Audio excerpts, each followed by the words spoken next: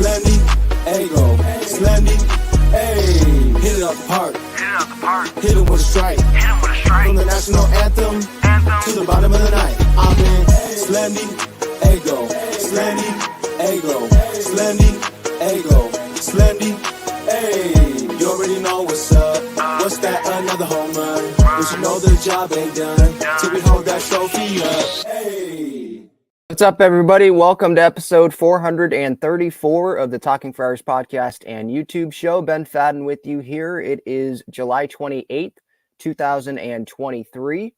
And the San Diego Padres, they're about to start a 3-game set this weekend at Petco Park against the Texas Rangers. The Texas Rangers that are going to the postseason this year. There's 17 games over 500. So this, I think, is going to be a good test for this Padres team. If they win this series, is this going to make the Padres believe that they should be buyers? If they lose this series, are they going to instead be sellers? Are they going to continue to try to have hope? What's going to happen?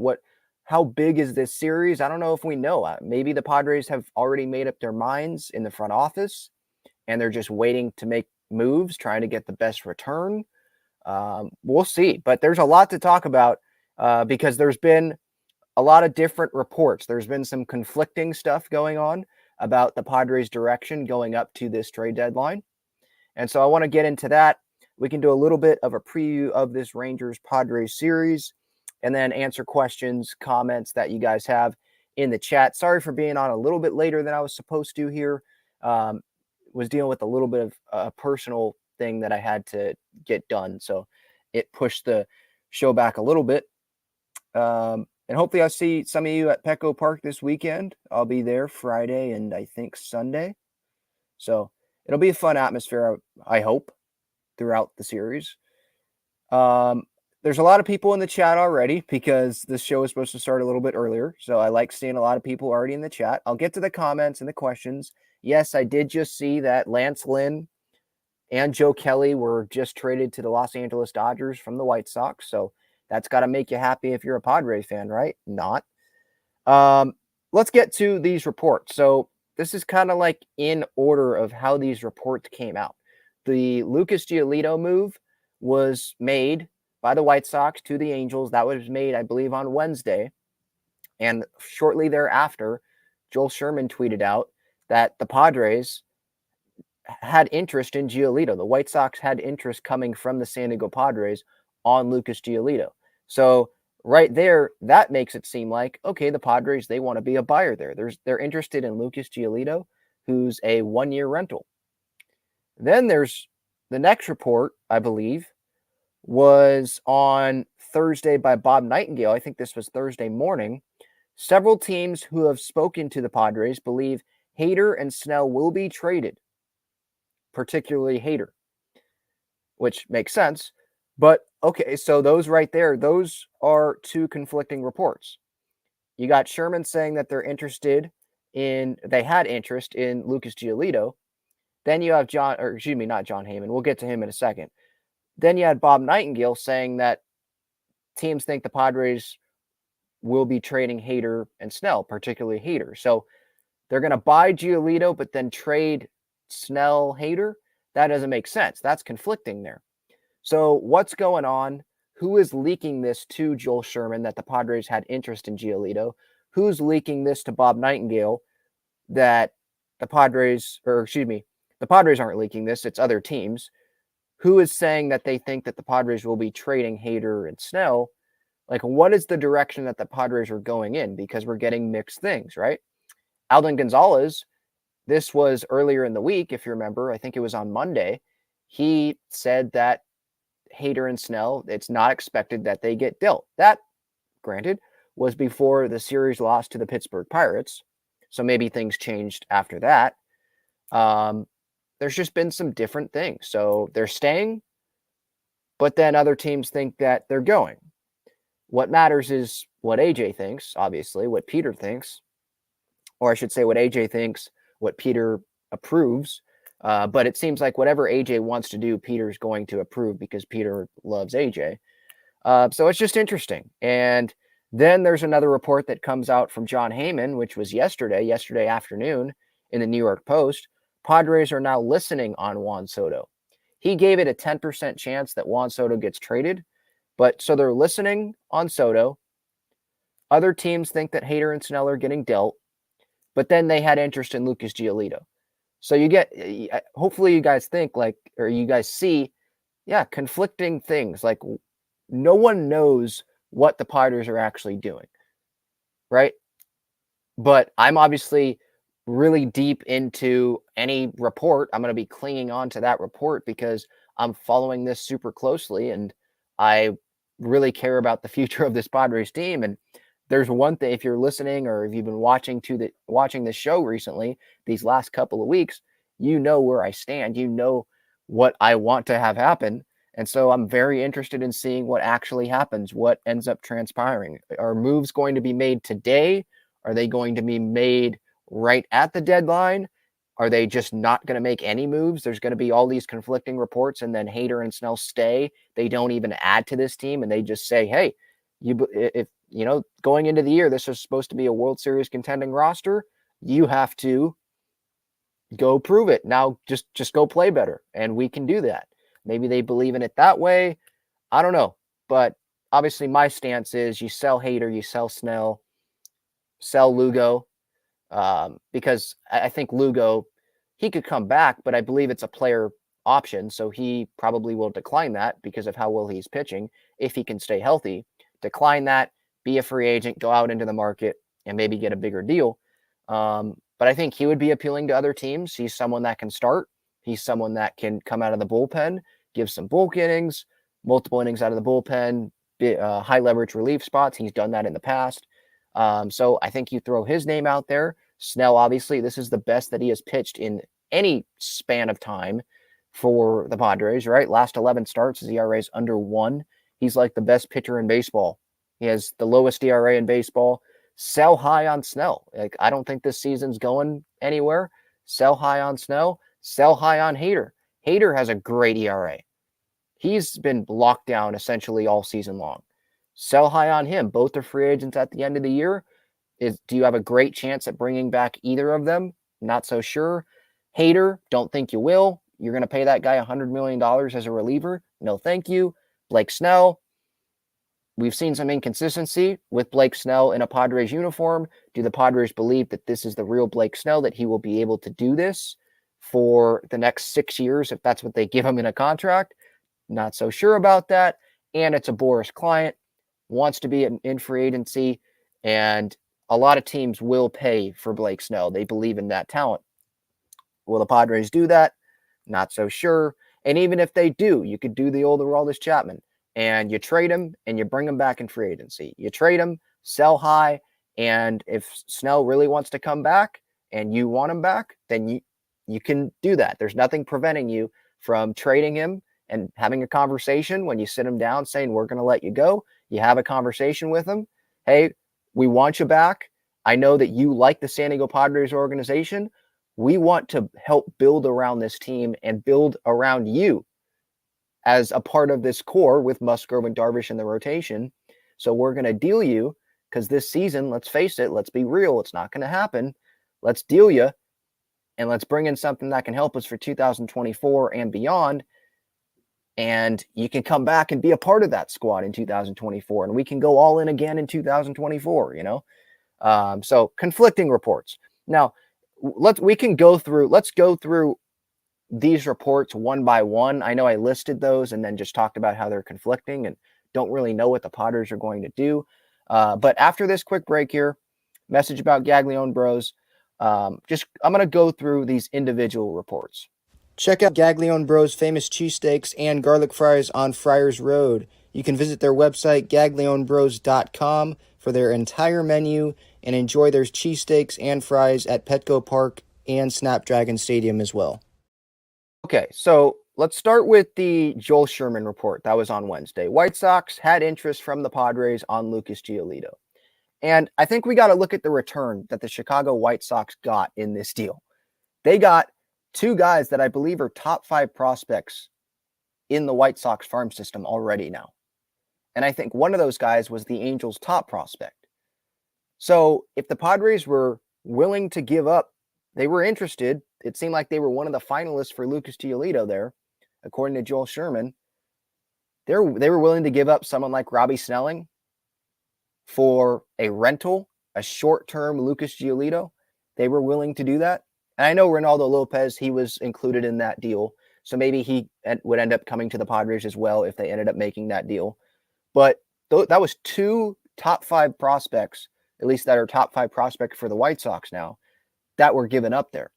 So AJ's willing to give up someone like Robbie Snelling. Now, is he on the same level? Is he perceived to be on the same level as like Dylan Lesko? Doesn't seem like it. I'm not someone that follows the Padres farm system day in and day out. I'm not going to act like I do, but I know who Robbie Snelling is. I followed some of the numbers. I know obviously Dylan Lesko and the upside there. It seems like Lesko is higher than Snelling, but Snelling is still probably their second best pitching prospect in the farm system right now. Is that fair? I know there's Missouri in there as well. I think he's in Double-A now as a reliever. So that's a little concerning that AJ is willing to do that.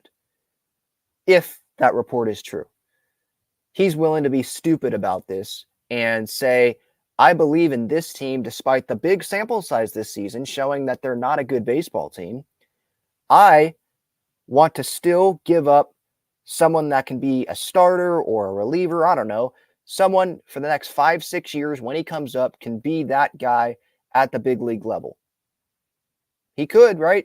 And we're willing to give up that guy and maybe others probably for a short-term rental in Lucas Giolito. And it's not like Lucas Giolito was pitching like Blake Snell. He didn't have a sub-1 ERA in his last 11 starts. I think his ERA was over 3. And so far this season, Lucas Giolito, just looking up his numbers here, a 3.79 ERA. So it's not bad. Like he's still a quality starter. I'm not saying he sucks, but to give up that for a short-term rental, you're not the Braves. You're not. Maybe you still want to go for it in your head, but the record doesn't back up you going for it, you know? So that's a little concerning there. And then the Nightingale report, several teams who have spoken to the Padres believe Hader and Snell will be traded, particularly Hader. That makes sense. Snell, maybe the Padres think that they have a chance at extending him or bringing him back so they don't want to burn that bridge. With Hader, I mean, what's the point of him being on the roster if he's not pitching consistently out of the bullpen because he's not in spots to go save games?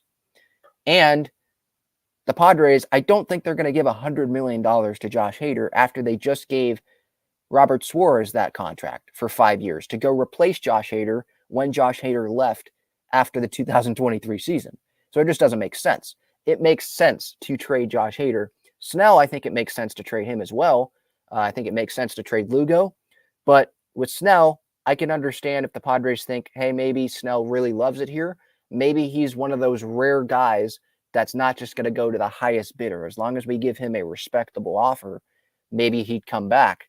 But with Snell, I feel like him, it's like a 3-year deal thing that I'd be comfortable with. Giving him like 6 years, I don't know about that. Especially like Musgrove, I love that deal. It's a team-friendly deal. I have full faith in him. Snell, I don't have full faith in. And the talent is surely there, but I don't have full faith in him. And Darvish, we know how that contract, it's kind of like the Bogarts contract. Right when that thing happened, it was like the end's not going to look great, but we could get a good couple years, good few years out of Darvish. Maybe, hopefully, a good 5-6 years out of Bogarts, and then we'll see what the heck happens in the back half, right? But my point, going back to Snell, like there's 2 starters already locked up. And how many more extensions can the Padres give out? How many more big contracts, long-term contracts, I mean, how many of those can the Padres continue to give out? Hader, I think that's off. I don't think that's happening. I know he wants to be here and he likes it here, but is he's going to be willing to take a pay or turn down $50 million more from another team that's offering $100 million if the Padres only offer like 50, on a couple-year deal? 3-year deal or something, and they give him like $20 million a year or whatever. He's going to go for that instead of in his prime, you could go get $100 million as a reliever. Maybe it's a contender that offers him that, probably. I have a hard time him, picking the Padres. This isn't Joe Musgrove. This isn't a guy that really wants to be here. His family's, I know Hader, technically his family's here, but, grew up as a Padres fan, willing to take the pay cut because he wants to be a Padre for the rest of his life. He wants his family to be able to see every start at Petco Park. He has the emotional connection. Hader, yeah, he can like his teammates. He can like San Diego, but the connection's not the same, But yeah, Snell, Hader, it makes sense for the Padres to trade them. Now, but again, Nightingale's saying several teams who have spoken to the Padres believe that. That doesn't mean anything, does it? Because they could be having conversations. Are they talking with AJ directly, or are they talking with one of the assistant GMs, Josh Stein or Fred Ullman Jr., or just one of the other front office guys? Like, who are they talking to? If they're talking to AJ and they're saying this, maybe AJ is just saying they're believing that, like, they're thinking, or these teams are thinking that AJ is going to trade them based on the conversations that they've had with AJ, but AJ's maybe just fooling with them. And because he can say, hey, I think that I want to trade Hader and Snell, or maybe he's not saying that. Maybe he's saying he's asking them for a potential trade package, just weighing different options, making those teams believe that those guys are available. And maybe in Preller's head, he's like, they're not available. But maybe a team is like, well, we got the impression a week ago that those guys were available, and maybe last minute at the deadline, they increase their offer, and Hader and Snell end up going, or one of them ends up going, because Preller's like, yes, my plan worked. I got them to overpay. Maybe that's his strategy. The Jon Heyman thing on Thursday. So Padres are now listening on Juan Soto. Juan Soto's not getting traded. Like Jon Heyman said, 10%. I mean, the Padres would have to be blown away. They might have to be as blown away as getting back the package that they gave to the Nationals. Like, that's how much, because they're not trying to lose in 2024. They're still trying to go for it in 2024. And I think some of them, maybe AJ's one of those guys, Peter optimistic, they still somehow believe in this current roster. So if they believe in this current roster, then they're not going to trade Juan Soto. If they believe in this current roster and they believe that they can go win for next year, which they clearly do, they're not going to go trade Juan Soto either. So yeah, Juan's not getting dealt. What would the package even have to be for Juan Soto to be dealt from the Padres? Like, would it have to be like to the Yankees or to the Orioles, and the Orioles give them Heston Kjerstad, like the top 4 prospects in their system? Would they have to give up Gunnar Henderson? Like, it's just not happening. I just don't see it. Like, the Padres, they're not giving him up. And I think in the offseason, they're going to try to extend Soto, have those conversations. If it doesn't happen, then they're still probably going to keep Juan. And then if things don't work out and they're at the deadline next year, then you probably trade him, because we're having this situation of, well, the extension talks didn't go anywhere. Probably, is he going to come back with all these big contracts? Are they going to give him $500 million? If he truly wanted to be here, he would have signed the extension, blah, blah, blah. And so the trade would probably work best then, and they could get something back.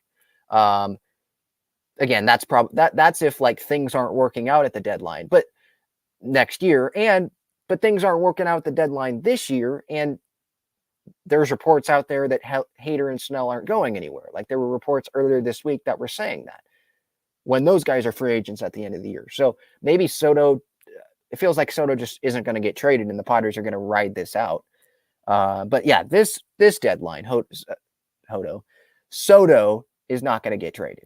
He's not going to get traded. I would be utterly shocked. If there's a level above shock, like if there's a shock meter 1 to 10, 10 being the most shocked, I'd be at like an 11. There's no way he's going to get dealt. I just don't see it. And there was also some interesting comments yesterday as well.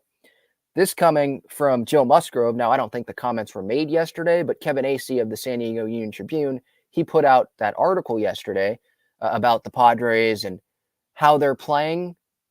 What was the title here? I'm looking at. Here it is. Faith in the roster means Padres are unlikely to sell at the trade deadline.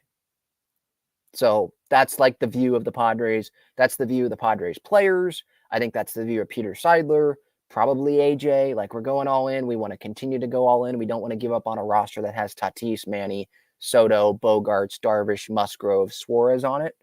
And Ha-Seong Kim doing well. Don't want to give up on that roster. Still having that mentality that I foolishly had at the beginning of the year. Things are going to turn around. Believe in the talent on this roster. So faith in roster means Padres are unlikely to sell at the trade deadline.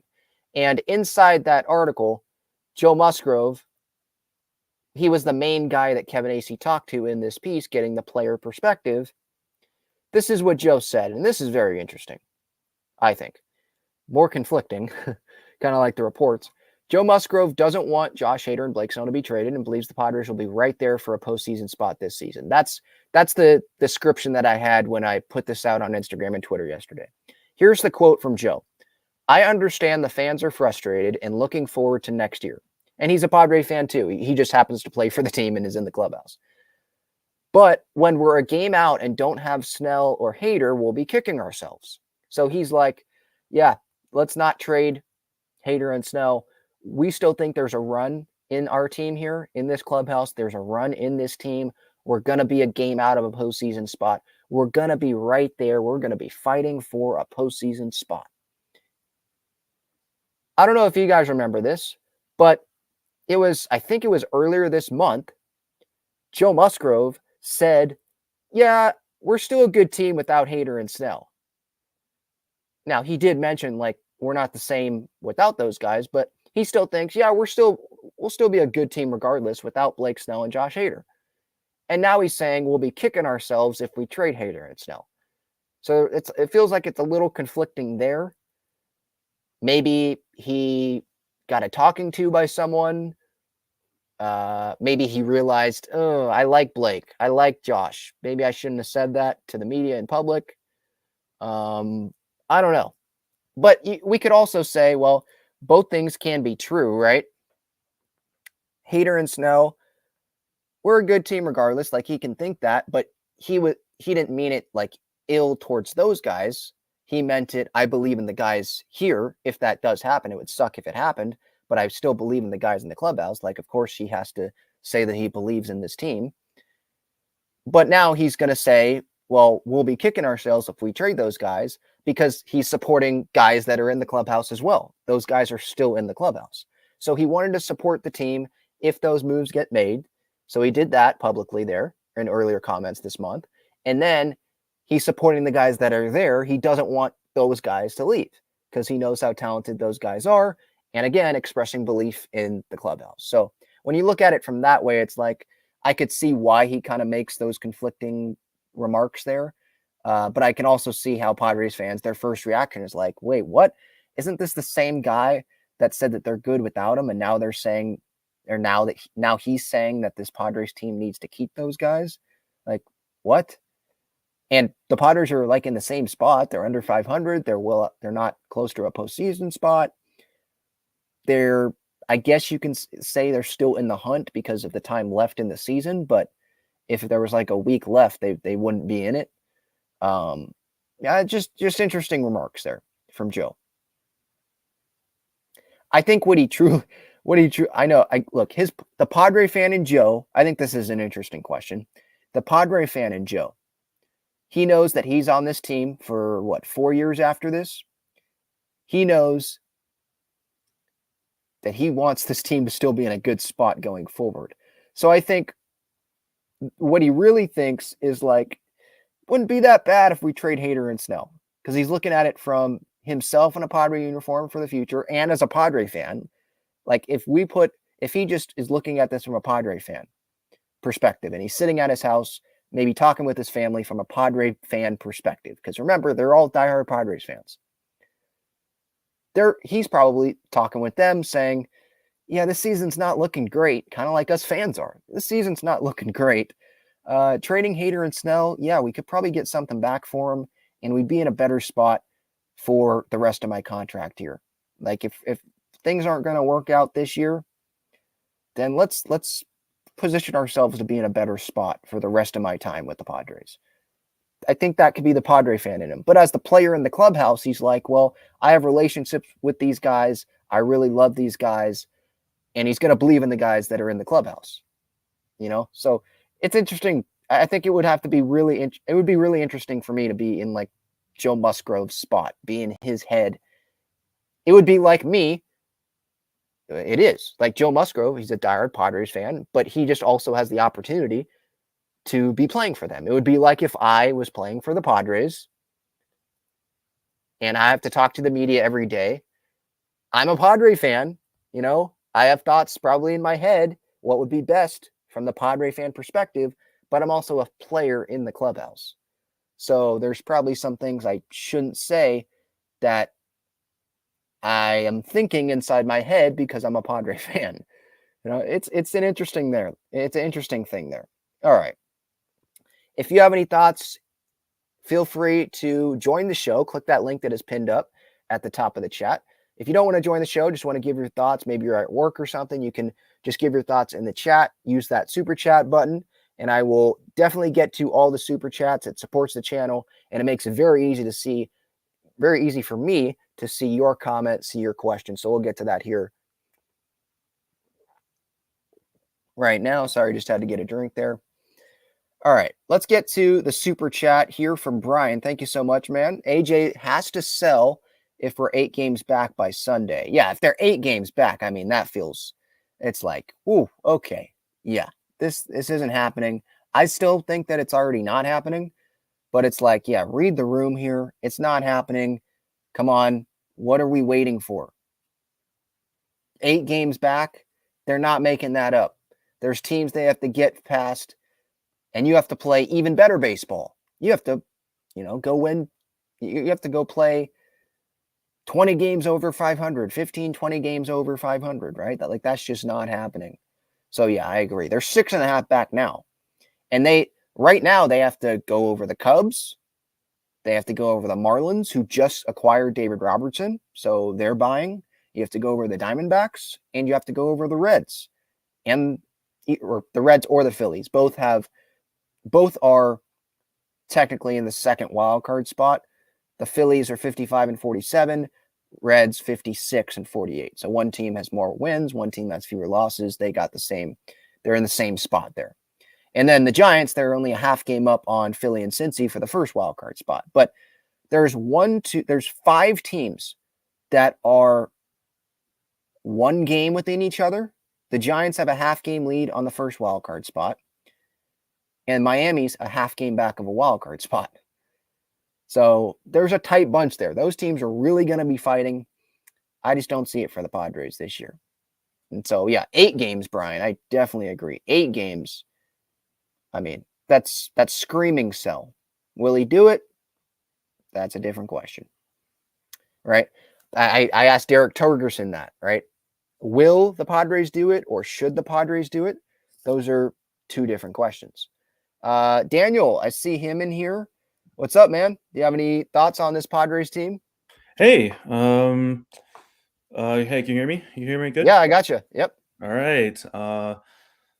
First of all, thanks for covering the team as usual. I mean, it's definitely not the spot where we want to be.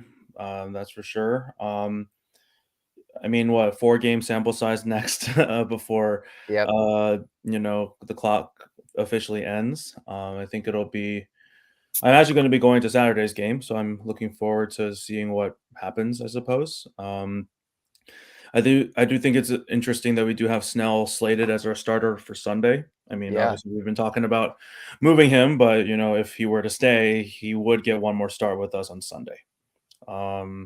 So maybe that could be something where it's like, hey, maybe if after that start, maybe we'll determine he should be moved at that point. That's a possibility. Today is also his bobblehead day, or the theme game. Yes. Yeah. If you wanted your Snellzilla bobblehead, but all in all, I think I kind of agree that we should be on the sell retool train. That said, I do think that it depends on the return. I feel like if we get a return like what the Mets did for Robertson, I would rather stand pat, Okay, frankly. yeah, that makes sense. Yep. If we get a return like the White Sox did for Giolito, but like maybe a higher end guy, so like one prospect I looked into just a little bit. I don't know too much about these things, but I looked at the Orioles. And I looked like, okay, I feel like Kowser is probably a pipe dream, Hmm. but maybe that Kierstead guy that's right Yep. underneath, maybe that's an I idea. think he's their number 4 prospect. I think. Yeah, Mhm, because mhm. I think they could. Outfield prospect, profiles, left-handed bat. Yep. If it's something like that, then like, okay, that's pretty interesting. Um, so I don't know. That's where it really kind of depends on the return. If we're getting rookie ball guys, oh no, forget about Yeah. it. Yeah. I But feel like with Snell, you could get more of a Giolito return. mhm, But I think you have to have a team that's desperate. I mean, Artie Moreno with the Angels, he yeah, demanded the front office to go get someone like Lucas Giolito. So the front mhm, office was like, okay, well, we got to give up top talent. They gave up 2 of their top prospects. Is there mhm, another team that's going to be willing to do that has an owner demanding that? Because that's a different situation, I think, because Artie Moreno is the guy that has Ohtani that's leaving at the end of the year, and he mhm. wants to really go for it. Are the Orioles in that spot? I feel like they're more like the Braves. Yeah, exactly. No, They're not in that spot. They're trying to no. develop those guys. So I don't know if there's going to be a team like that is going to say, yeah, Blake Snell, come on over. We'll give the Padres top prospects or our number 1, number 2, number 3 prospect. And with Mhm. Hader, I feel like they'll get a better return than David Robertson. I would imagine he does. But is it a major league player that has long-term control? Is it a guy that's in AAA, or is it a single A, a double A guy? And if that's the case, then I don't know. Yeah, But no, I think the impact and value that Hader has on our team is obviously really hard to replace. I mean, I think, and considering he's a rent, because I think that the thing that we have against us obviously is that both of them are rental guys. yeah, So they're like, unless the team's overtly confident in signing them for long term, then that's the part that gets tricky. for Um, sure. Yep. but I don't know. It'll be a fun few days. It's definitely in a scroll land Oh in yeah. terms of Oh like yeah. what's gonna happen, Notifications man. on, everything. Yeah, for Mhm. sure. I appreciate your time. Thank you so much, Absolutely. man. Thank you. All Thank you. right. Have a good one. Okay. I also see Carter's on here. Carter, what's up, Yo, man? what's up, dude? Have any thoughts on this Padres team? Do you think they should sell, buy? Oh, um, I mean, it's hard to say because, Yeah. I mean, I'm new to this team because, don't judge me because a lot of people do, but last year I wasn't really a fan. Um, but then when I found out that Fernando was suspended, I was just like, oh boy, another player down the road. But I this year, I when Fernando came back, I was just like, I talk about Fernando a lot because you can see in like my name, like I love him, dude. Hmm. I don't. You can laugh all you want, but all my friends like troll me, like, oh, he did steroids, blah blah blah. I'm like, well, I don't care. Like, he's still a goat. But just I've noticed like while watching this team, it's just I live in Kansas City, so it kind of sucks. But just watching this team is always disappointing. Like that game against the Pirates, I think we definitely should have won that game. Like we definitely should have won that game. But There's been a lot of those. There's been a lot of those this yep. year. And that Royal Series, dude, oh my gosh. Like my family are Royals fans. And when we lost that series, they're like, oh, the Royals took 2 out of 3 from you guys. Like, how do you feel about that? I'm like, bro, I don't give a single crap. Like, I don't care, bro. Like, I think we should. I don't know what we're gonna do in the deadline. Like, a lot of my friends think, oh, they're gonna trade Soto, but I'm like, well, I No. don't know what. Soto's not getting dealt. It's really down Yeah, to Snell, Hader, Lugo, and I don't have a great feel on what they're going to do. I know what they should do, but it's really hard to judge AJ and yeah, it what is. he what he's going to do because I feel like he thinks his job is safe, but he's Yep. also all in his owner, his boss is all in, and I think he doesn't want to be wrong. So he's going to keep trying to drag this out and try to be right. And by trying to be right, that means keeping everything together, maybe even adding. Right. And that could be scary because if things don't work out, that's going to set the franchise back. Yeah, it definitely will. All right, Carter, thanks so much for the time. I appreciate it, man. Yeah, of course. Thanks for having me. Of course. All right. So let's get back to the chat here. I see Alex in the chat, Snell for Kierstad. Yeah, we were talking about that there in a few moments ago. But again, the Orioles, I don't know how desperate they are to go get the best pitcher available on the market, which Blake Snell is, if the Padres are making him available, which I believe they're taking calls on him. They have to be. That's the smart thing to do. Are they that desperate to give up one of their guys that they want to be a starting outfielder of the future for a guy that maybe they don't even think that they can bring back in free agency? Maybe for a guy that they're not willing to pay in free agency. They're willing to trade for him because it's short term, but maybe they're not willing to give him that long 6-year deal. But if they have to give up Kierstad for it, are they willing to do that? Maybe they'll be like, well, we can give up a lower level guy. We can give up a lower prospect for someone that's maybe not as good as Snell, but let's, it upgrades the rotation and hopefully he can have a few good starts in the postseason. Maybe they're more willing to do that because the Orioles, they're a good team and they should buy it. The fans deserve it. The players deserve it. The team deserves it. But again, it's about the desperate level. So I don't know if it's the best for us to compare the Giolito package to what the Padres might be able to get for Snell. Because again, like I was talking about earlier with Daniel, I believe, the Angels, that's unique. Like Artie Moreno is desperate. He was mandating his front office. There's a report mandating his front office to go acquire a starter, go get a reliever because they're keeping Ohtani. They are going all in for this last season with Shohei. Can't control if they keep him. They can give him a good offer, but who knows if he actually wants to be there. But they have him under contract for this year. So they're trying. And so the Angels had to go make a move. And they wanted to make sure they make a move. They made a move before other guys get, picked up. So they went and got Giolito and Ronaldo Lopez. And they had to give up guys that probably will be impact major leaguers at some point with the White Sox or maybe with another team if those guys go somewhere else. Is another team getting mandated by their owner to go get Blake Snell, to go get Josh Hader. Like, you have to do that. There's no other Shohei Ohtani in the league that's a free agent at the end of the year. And it's like, this guy's the best player ever, probably not going to get him back. You have to go for it. What team has that in baseball? I can't point out that guy. Because if he's a free agent at the end of the year, I think there's other teams that think, there's a chance we can sign him back. But with Ohtani, it's just different. And I see a lot of people in the chat about Merrill. I'm not giving up Jackson Merrill for anything. I'm not giving up Jackson Merrill for a rental for sure. Maybe I'd give him up for something, but you'd have to throw out some names out there. And then I'd have to think about it more.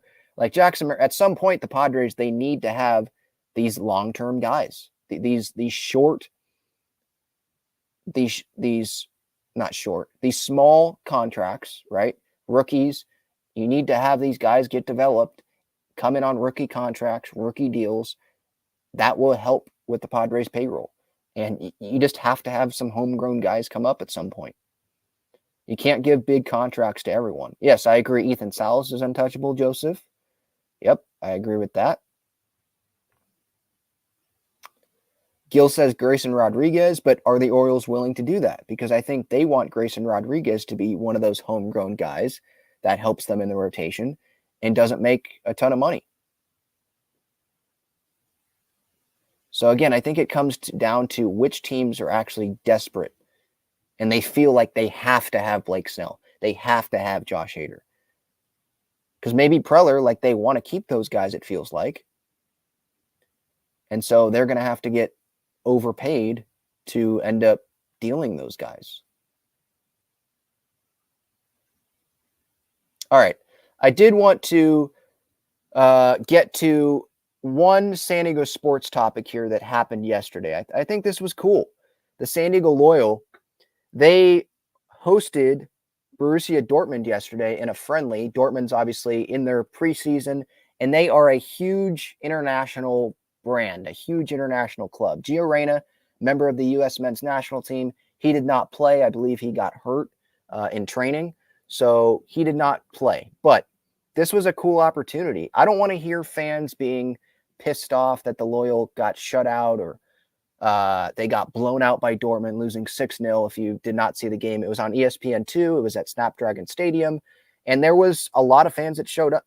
It wasn't Wrexham Man United, sellout, but that's a Premier League team. That's Wrexham, a big brand because of the docuseries and all that. Loyal, it's a USL team. It's a second division team. And Dortmund, it's all the way in Germany. And it's not a Premier League team, but it is one of the bigger brands. But they still got over 12,000 fans in there. And the Loyal, they should not have won the game, and they didn't. I thought that they hung in there, though. I want to give them props for hanging in there in the first half. They had some good chances. There was one shot that was blocked by the Dortmund keeper. He blocked it like with his face. So, I mean, maybe that goal should have scored. Adrian Perez had a shot wide left in the 38th minute. There was a header blocked in the 54th minute. I believe it was Simba who had that blocked. So they had some opportunities. And it was 2-0 at halftime when the Loyal had their starters in there. And then the second half, pretty much all the starters except Moshaban got pulled. And then Moshaban ended up exiting because they didn't want to risk further injury because they do have a match coming up this weekend and they're still in the middle of their season. It's not like they're in preseason. So it was a friendly. You do have to realize some of the circumstances. And again, it's not like the Loyal are an MLS team. And even if they are, I think Dortmund is a better team than an MLS team. Like the Bundesliga, it's higher than the MLS. I think those diehard soccer fans would tell you that. Diehard football fans would tell you that. So I'm not surprised by the score. I think this is it was just a celebration of San Diego Loyal and them being able to attract a brand like Dortmund to come play in San Diego. And I appreciate Dortmund for doing this and having starters, play and taking this match seriously, for the first half and then bringing in subs after that. But because Man United, it was just the U21 players pretty much. And, their main focus was on Real Madrid, obviously. And, I think it was a cool event and it was a cool summer. Having Man United, Wrexham, Dortmund, Loyal getting the chance to play at Snapdragon, I think that's cool. Obviously, I wish that they would be able to do that more frequently starting in 2025 as the new MLS team, but we know that's not going to happen. The MLS name should be named in, I think, September is the latest update, and the colors of the club should be unveiled as well. San Diego FC is what I think it's going to be, but we shall see on that. But yeah, I think, look, there were some, the second goal Dortmund scored, Stoneman maybe made a bad decision trying to pass it back and maybe being a little bit lazy, passing it back to Koke Vegas. And instead an easy goal was scored there. But I didn't expect the Loyal. I was hoping them to score a goal, but I wasn't expecting them to hang in there the entire match. It just wasn't going to happen. But it was a cool event, and it was probably a memorable experience for the players and for the Loyal supporters. They really showed up there. Usually where like the Wave supporter section is, where the sirens go, that's where the Loyal supporters were. And they showed up. And so props to them. I think it was a good night. And so Loyal, they're back at it this weekend. I believe it's against Colorado Springs, who was their last matchup. That was obviously in Colorado. Against the Switchbacks on Sunday against Colorado Springs at 3 p.m. at Torero Stadium. That is the Loyals' next match. Okay. Any more comments that I need to get to? Mito Machine said, did Ben just start talking some other language? No, it's soccer. Some people call it football. And it was, yes, that was not the Padres. For anyone that's new to the show, at the end of my shows, I talk about other San Diego sports topics because I think that there's some San Diego sports teams that don't get talked about enough, don't get enough coverage. And even if they did, I just have a passion for them. And so I just talk about it at the end. If you don't like it, then you can just go off the show and just leave because it's at the end of the show. It's not like I'm forcing it at the beginning of the show or anything like that or in the middle. At the end of the shows, just hit on a topic, hit on a couple topics that I have passion about, and then I post the videos of that on the YouTube channel, and there's different playlists of the teams. And so if you're a fan of those teams, you can go and watch those videos and have some of that entertainment, have some conversation around those teams that you're probably not going to find very many other places in San Diego. Yeah, Carter, of course, no problem. Thanks for coming on. All right, that's going to do it. Talking Friars episode 434.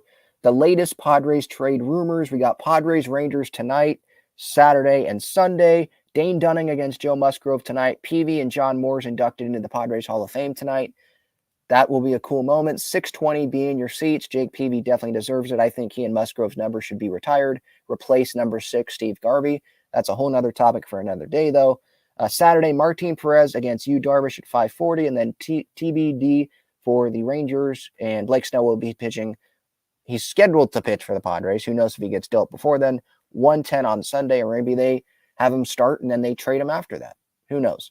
Or maybe they keep him and they keep everyone and they just stand pat. Who the heck knows what's inside the mind of AJ, inside the mind of Peter, what the heck's going to happen. But it's going to be an interesting watch. It's going to be a lot of Twitter scrolling for sure. All right, that's it. Thanks for the time. Have a great rest of your night. Enjoy the Padres baseball this weekend.